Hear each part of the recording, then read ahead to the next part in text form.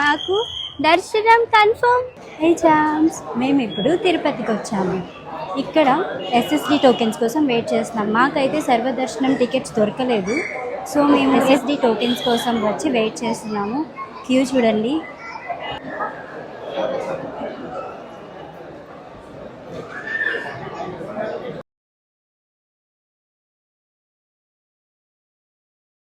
Finally చాలాసేపు wait చేసిన తర్వాత మాకు ఎస్ఎస్డి టోకెన్స్ అయితే దొరికేసినాయి. మాకు దర్శనం కన్ఫర్మ్.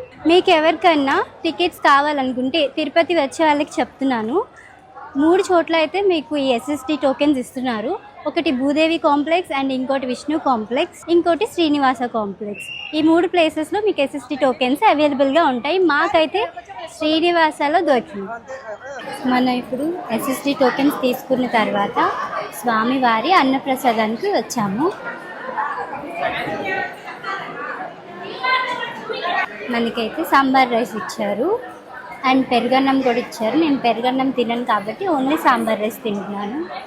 మా అమ్మ పెరుగన్నం సాంబార్ రైస్ తింటున్నాను.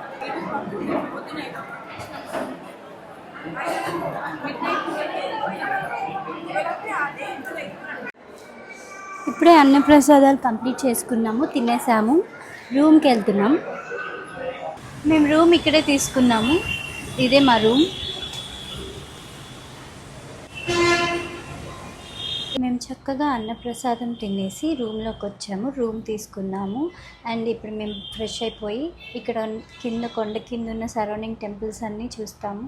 అవేంటో మీకు కూడా చూపిస్తాము.